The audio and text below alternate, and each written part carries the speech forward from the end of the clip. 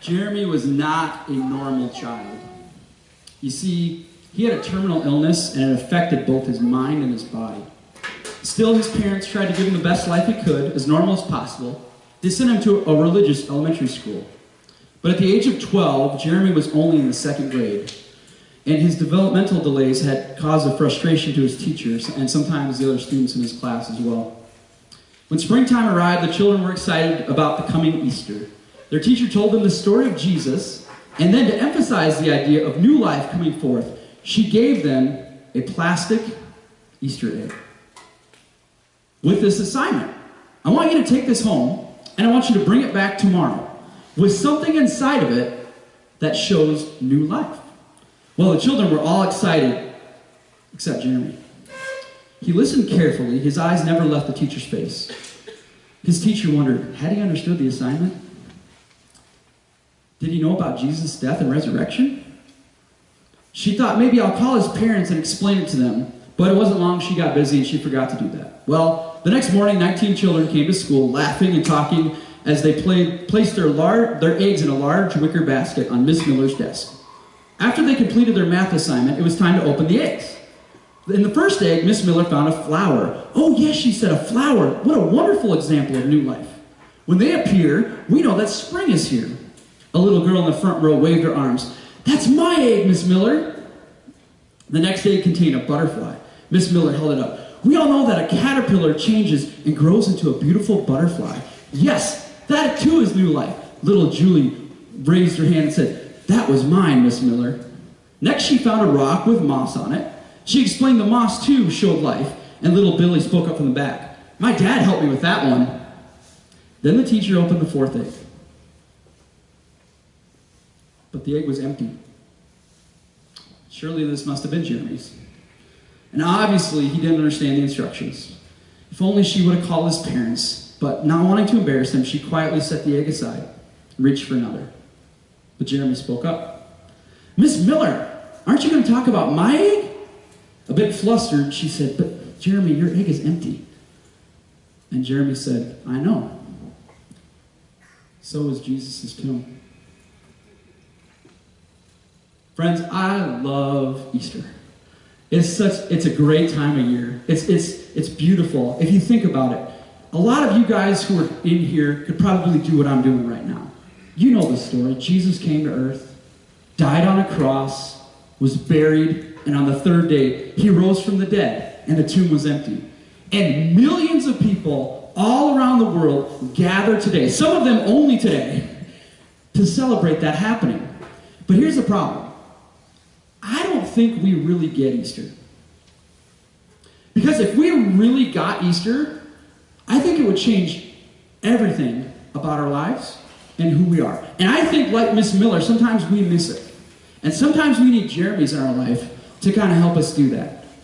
Matthew 28, verses 5 and 7 said, the angel said to the women, do not be afraid, for I know you're looking for Jesus who was crucified. He is not here. He has risen, just as he said. Come and see the place where he lay, then go quickly to tell his disciples, he has been raised from the dead. Today, I want to walk through Easter with you, and I want to take a little different perspective on Easter than hopefully you've heard before. If you got your notes in your CFL, you want to take that out. We have the notes that you can follow along with, and it has the 3 empty promises of Easter. Now, an empty promise, you might say, well, that's kind of 2 words that don't go together. That's called an oxymoron. Okay, now, oxymoron is not your crazy uncle. That's not what an oxymoron is. An oxymoron is when you put 2 words together that sound similar, but they mean completely different things. I'll give you some examples. Jumbo shrimp, right? Jumbo shrimp, that's an oxymoron.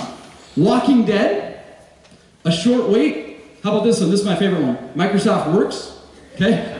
That's an oxymoron. So, the 3 empty promises of Easter, we're going to walk through those together. The first one, you can write it in if you'd like to, it'll be on the screen. An empty cross. An empty cross. We have probably, if you've been around for a while, you've probably heard the phrase, Jesus died for my sins. Anybody ever heard that phrase before? Jesus died for my sins? The question is why? And that's a great question. Why did Jesus die for my sin? Now, the word sin, I want to talk about that for just a minute. The word sin is it can mean lots of different things to lots of different people. And I'm going to tell you something. We're actually in the best place in the world to talk about the word sin. And I don't mean church on Easter Sunday. Did you know that right now we are sitting in the world's largest indoor archery complex in the world? How many knew that? Right here in good old Yankton, South Dakota. And then you might say, Pastor Jeff, what in the world does that got to do with sin? Stay with me. Okay? The word sin, well, we'll talk about like this. When you have your bow and arrow, right? You're shooting at something. They're all over the walls here. What are they called? They're called what? Targets. Thank you. And right in the middle of the target, there's something called and that's what you aim for, right? You shoot your bow and arrow, and you aim for that bullseye. Okay? The word sin is actually an old English word. When you miss the bullseye, that's called sin. So in archery, that's an archery term. Sin is when you miss the mark. All of us in life, we want to be perfect. We try to aim for that perfection, right? How many of you would say you failed that before? Anybody? Probably some of you this morning even, right? Okay? So we all have failed that. Here's the thing I want you to know. And I'm going to make a statement, but I'm going to come back to it. God's standard is absolute perfection. God's standard is absolute perfection, to which you might say, and you might argue, well, that's not very fair, is it? Really? I have to be perfect? I can't mess up even once. I got to hit that bullseye every single time? To which I want to ask you a question. If you ask that question, let me ask you this. How many times can I lie to you and you'd be okay with it? What's the number? Okay? How many times can I talk behind your back and you are okay with that? What's the number? I'm going to make it a step further and make it a little more personal. How many times could I hurt your child and you still be okay with me? Okay? Now, don't answer me out loud, but I hope the answer to those is 0. This is where I'm going with this. Our standard is perfection too. Okay? It's not just God's standard. My standard is perfection as well. Okay? But here's the thing that's about God that I don't want you to forget and I don't want you to miss. Our standard might be perfection. God's standards might be perfection. But God's love is unending. Okay? God's love is unending. He knows that we've blown it. He knows that we've missed the mark. Okay? That's what Jesus comes into play. Okay? We all have done that. But I'm going to tell you something here. God is not mad at you. Okay? Unlike human beings, God is not holding a grudge against you. God loves you, and how he demonstrated his love for you is that he sent his son Jesus to live a perfect life and hit that mark every time. And he didn't deserve death, because that's what sin does. Sin deserves death. But he got nailed to the cross, and he took that punishment for us so we don't have to have that. Friends, 2 days ago we celebrated something called Good Friday. And Good Friday seems, again, kind of like one of those oxymorons. What's good about it? Jesus got killed on a cross. What's good about it? Friends, Good Friday is the best day because my sin, okay, not everyone in this room is too, but it's personal for me. My sin, because I missed the mark. Jesus took it and he nailed it to the cross. And he said 2 words, and I want you don't want to miss these 2 words. He said, "It is finished." It's over. It's done. He took care of it on the cross. That's where it's at, and that's what Jesus did. The cross is empty. Jesus said it's finished. So that's why I don't think we fully understand Easter, okay? Because if we really got that, if we understood that our sins are taken care of, they're paid for, Jesus took care of that, how would I deal with other people's mistakes, okay? Sometimes when somebody wrongs me, how would I deal with that? Would I hold a grudge? Would I cut off that relationship? Would I talk bad about them behind their back? Let me ask you a question. What does God do? God said it's finished. It's done.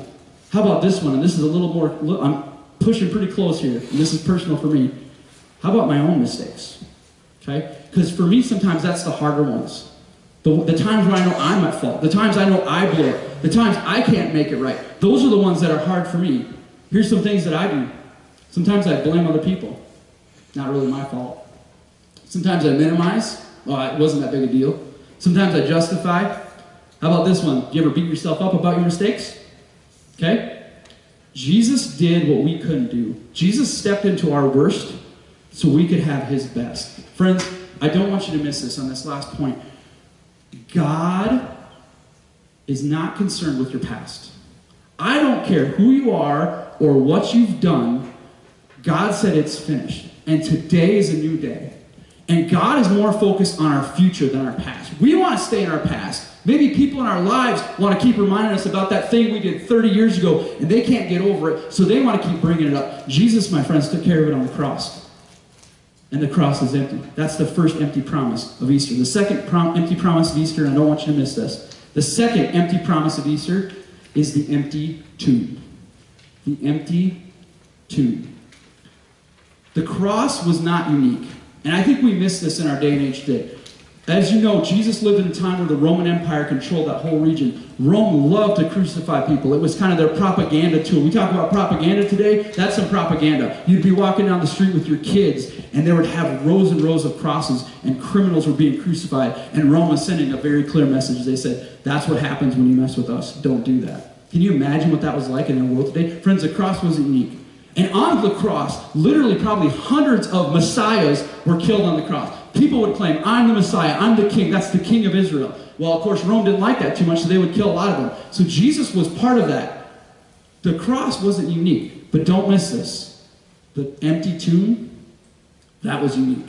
Okay? This is how we say it around Celebrate. We say, if anybody can predict their own death and resurrection and actually pull it off like Jesus did, we just tend to go with whatever they say, okay? The grave is done. It's taken care of. Jesus rose from the dead, and that's a truth that we have. And the power of that is because now death has no hold over us. We're free from the power of death. Death can be one of the worst things that can happen. I'm sure in this room, people in here have probably lost a loved one to death and are dealing with that struggle and that hole. It never really goes away. It's always there. But we have a hope for a future because death has no power over us. We can be in heaven with Jesus forever, and he's conquered the grave. But let's not wait until we get to heaven, friends.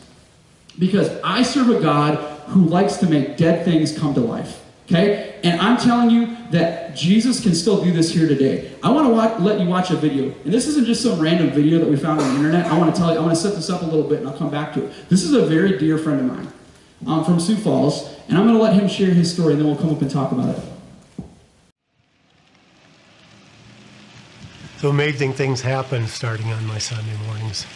The most amazing day of the week. Even my hardest days with Christ now are so much better than my best days before, because now I understand what it is to have that living water. Jesus! I did so many drugs in my life and so much alcohol in my life, and I searched and I hid and I stayed in guilt and shame, but I was always thirsty, always thirsty. And then I drank of that living water, and an amazing thing happened, and I'm not thirsty anymore. And it's pretty cool that through Christ these things can happen. It can make you white as wool. I had been hiding some shame for well over 50 years. See, when I was 5 years old, I was molested by a friend of the family. That happy-go-lucky kid that was around for the first 4.5 or 4 3/4 years of my life left. It was gone. So I hid in this pain, and I became somebody different. It just so happened that one day I was working with a model airplane of my brother's, and I noticed that huffing in that glue kind of relaxed me and calmed me down. There was the beginning of my drug years at 7 years old. I started to huff glue and started a lot of different things. By 9 years old, my sex life had just taken over my life and my drug life. So I had virtually 3 lives. I lived a life that when I was around other, per se, normal kids in the neighborhood, I tried to show that smile on my face and that things were okay. But by the end of the day, things weren't okay. And I started thinking about what was going to happen. I was going to be molested again. And that happened over and over and over again. And by the time I was 9, I started selling these young ladies for money so we could make money to have new drugs, more drugs. So I had a whole bunch of people that didn't know this part of me, that didn't know my sexual part of me, that didn't know my drug part of me. So 3 different groups of life that I walked for probably 50 years. Trying new drugs, new alcohol, never being without a lady. There finally came a point in my life where it got so bad that all I wanted to do was just lay on the couch, drink, do my drugs, stay hidden. That went on for about 4 years. I alienated everybody in my life. I didn't want anybody around. I didn't want them to see me. I didn't want them to know what was going on. Then there came a point in time where I got so low that I did massive quantities of the alcohol and the drug, and I made up my will. And I packed up all of my weapons.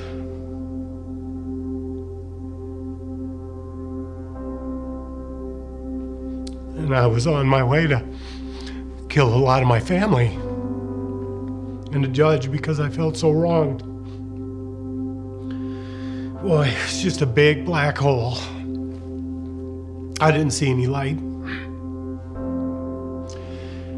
With my car packed, my will made out, left on my dresser, I started to drive down my driveway. And I don't remember driving from the end of my driveway. But when I did finally come to, I was in front of a place called Celebrate Recovery. And they welcomed me in. And they showed me love. They didn't care who I was or what was going on. They just showed me love. Needless to say, I didn't go do what it was that I was going to do. I continued for the next week, getting high and doing the things that I had been used to doing, hiding my shame for 50 years. The following week, I went back to Celebrate Recovery, and as I was leaving, the message struck me. And I pulled over off the interstate, got in my car, knelt down by the side of my car and looked up to the heavens and said, God, I'm all yours. I'm all in. And I haven't looked back. Had to admit that I wasn't God and that I was powerless over all of my worldly things. As a proud person, that was pretty hard, but I stepped up to the plate and I admitted those things. You see, the devil is always yelling at us. He's screaming in the background, do this, do that, do this, do that. But God is just over there quietly whispering, I'm here for you. I love you. I forgive you. He gave us Jesus, his number one, his one and only Son, so that all of our sins would be forgiven. Not just some, not just a few of them, but all of them are forgiven. And when you understand that forgiveness, something amazing happens. You do become white as wool and you do become changed. Oh, it's just amazing. It's amazing.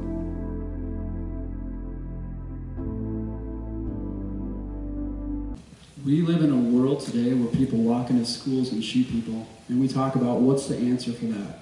We have people that are protesting, who are saying, what can we do? What can we do about this? Friends, don't miss what my friend Michael just said there. Jesus Christ and the local church are the hope of the world. And Satan, there is an enemy out there who wants to whisper in your ear and tell you all those things, just like Michael said. He wants to tell you all these negative lies and thought. He wants to keep you stuck at the cross. That's where Satan wants to keep you. He wants to keep you stuck at the cross. You're never good enough. You're never going to make it. All these people are out to get you. That's the lies that he was telling my friend Michael. Okay? And that's why we need to know that the cross is empty. And Jesus says it's finished. And we need to run to the tomb. We need to get to the tomb as fast as we can. And that's what happened to my friend Michael. And just to tell you the rest of the story, he's getting married this month to a beautiful lady who loves Jesus. And they are leading a group now, that Celebrate Recovery, that changed his life. They have grown that. It's well over 100 people. It's on the west side of Sioux Falls. They've just launched now another Celebrate Recovery on the east side of Sioux Falls, and it's going to change that city. I guarantee you probably hear about it in the news because people are coming to Christ and finding recovery because Jesus Christ is the hope of the world. And until we get that figured out, until we get Easter, until we understand that, friends, that's why we're here. That's why we're here in Yankton, okay? I didn't come to Yankton because Yankton needed another church. There's a lot of great churches in Yankton, okay? We came here because there are people here who are lost who need Jesus Christ. I didn't need a job, okay? I have a job, okay? I'm not trying to find a career move. This wasn't a career move for me. I believe that that's how change happens. is when we get our hearts right with Christ, we get over the cross and we get under Jesus Christ. Because if we really got Easter, friends, that's what we would see in our lives. And that's what I'm going to give the rest of my life to. And that's what the people in this church are going to give the rest of their lives to. We have an enemy, but we have a God who's so much bigger than that. And we want to talk about that. So this is the last part. It's called an empty you. And this is the part that we need to get. Romans 8 says, if the Spirit of God who raised Jesus from the dead, living in you, he who raised Christ from the dead, will also give life to you. I remember the Christmas of 1998. That was 20 years ago now, friends. Oh my goodness, Christmas of 1998. I was a part of a college ministry, and we had a college conference that we had every year up in Minneapolis. And so I was real excited about this Christmas conference, and I was like to tell you it was for spiritual reasons, but it honestly wasn't. The reason why I was very excited about it is the very first night of the conference, we were staying in a hotel that was just across the street from the Target Center. What does that mean? Well, the Minnesota Timberwolves were playing the Chicago Bulls, my beloved Chicago Bulls, and I was going to be right there. I was a huge Chicago Bulls fan. I was a huge Michael Jordan fan. That's the era that I grew up in. And I was super pumped because sometimes the team actually would stay at that hotel. So there was a possibility we might get to meet the Chicago Bulls. So I was excited about this. 2 days before I had to leave, I got a phone call from one of our leaders. He said, Jeff, there's this guy, and he lives by you. He really wants to come to Minneapolis, but he doesn't have a ride. And whenever somebody says that, you always got to be careful, right? So where does he live by you? Well, it's actually an hour out of my way. Okay? Not just an hour out of my way, then I had to turn around and go the other hour back, so it's actually 2 hours out of my way. But I was like, okay, I'll go pick him up. Well, I think you probably know where I'm going with this story. Because of me taking that 2-hour detour to pick this guy up, I was actually delayed in getting to Minneapolis, and I missed the entire Bulls team, and they didn't stay in the hotel. And the whole conference, people would come up to me because they knew how excited I was about it. And they'd say, Jeff, we got to see Scottie Pippen. He was in the elevator with me. Did you get to see him? And I'm like, stop talking to me, seriously. Like, I was very frustrated. I'm like, I missed out on this. I missed out on this. This is frustrating to me. And I never got a chance to see the Bulls. I never got a chance to meet Michael Jordan or those people. Why do I tell you all this? Because that young man gave his life to Jesus Christ at that Christmas conference. And it changed the entire course of his life. And I haven't once in 20 years thought anything about the Chicago Bulls in the 1998 team. It hasn't impacted my life in one time. His life was impacted for eternity because I took a 2-hour detour and I thought about somebody else. Now, I don't say that to glorify myself. Why I say that is because this is why I say it. An empty you. That's the third promise. An empty you. Friends, there's a lot of things in our lives that we give our lives to that have absolutely no meaning. Okay? I love sports. Don't hear me say negative. I love sports. I still love sports. But sports aren't going to change the world. Jesus is. Okay? And we can give our lives to lots of different things. But what are we truly valuing? What are we doing with that? Because that's really what's going to cause the most change in life is doing that. And I'll never forget my friend and where he's at. And someday in heaven we're going to come, we're going to party together because that's where he's going to be at. So what can we do about that? How can we be an empty youth? I'm going to go back to that 4-week challenge that I gave you guys. Again, if you do not have a church home, if you're in Yankton here and you don't have a church home, we would love to be that for you. But again, I know that's a commitment. The first week, we're not going to ask for that. Please come those 4 weeks. The Why Church series we're going to be talking about. We're going to be asking those questions. And I want it to be a conversation, okay? If you have some pushback on that, I'm okay with that, okay? I want to sit down, I want to have a conversation. I think one of the things that we've lost in this country is the ability to have a conversation. It's this side is over here, this side is over here, and we can't seem to figure it out how to communicate with each other. How do we still walk hand in hand but not see eye to eye? And I think that the local church should be the best model of that. So if you are resistant to Christianity, if this is something that you're not totally sold in on, I'm okay with that, and I love to have you here. I'm welcoming you to be here because I want to walk through that with you, and we want to look through those questions because I believe the local church is the hope of the world. And my friend Michael would say that. My friend from Christmas Conference would say that, and I would tell you that too because lives can be changed and impacted for eternity. Well, as we wrap this up, I want to go back to our story about our friend Jeremy. You guys remember that story? The little boy who brought the empty Easter egg? Isn't it funny how in one moment of time everything can change? He was no longer the awkward kid who always felt left out. He actually became part of the class that day. But as I talked about earlier, he had a terminal illness and he continued to struggle physically. That summer, Jeremy picked up an infection which most kids could easily fend off, but his didn't. And it wasn't long before word came he had died. At his funeral, his entire class, along with his teacher, Miss Miller, were present. At the close of service, each child, along with Miss Miller, put a beautiful symbol, not only of remembrance of Jeremy, but a symbol of Jeremy's new life, new hope. This symbol was, as I'm sure you probably already figured out, it's an empty Easter egg. Friends, today as you leave, every single one of us is going to get one of these empty Easter eggs. And I want this to be a symbol for you guys. Because I don't want Easter just to be something we come to and leave and it doesn't change. Because I'll go back to what I originally said. If we really got Easter, if we really understood what happened and the hope that we can have in Jesus Christ, everything about our life should change and would change. So we want you to take this as our gift to you. You know, if God can do that with death, man, what can he do with me? What can Jesus do? He's overcome the cross. If you're stuck at the cross, if there's something in your past that you're having a hard time coming over, let me just say this to you. Let's take care of that. Let's walk through that together.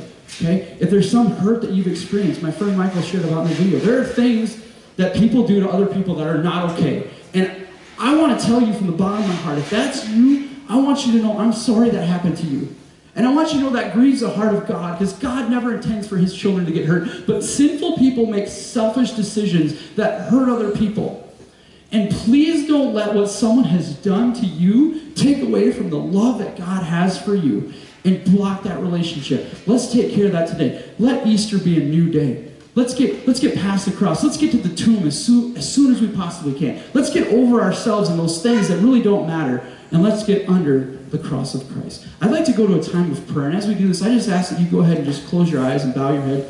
We talk about that sometimes in church, and that might be kind of weird. But the reason why we do this is because we're so distracted. We've got a lot of distractions in life. And I just want to just have a moment to just have a time between you and God.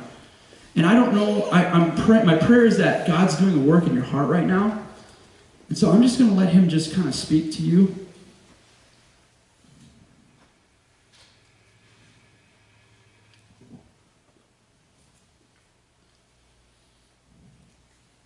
And again, I don't know where you're at right now. I don't know where you've been, and I don't know what you've done, but I just want to say welcome home. And let's take care of that today.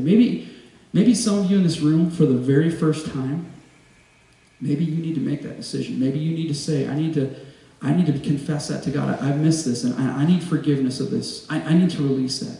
If you need to do that, now's the best time to do that.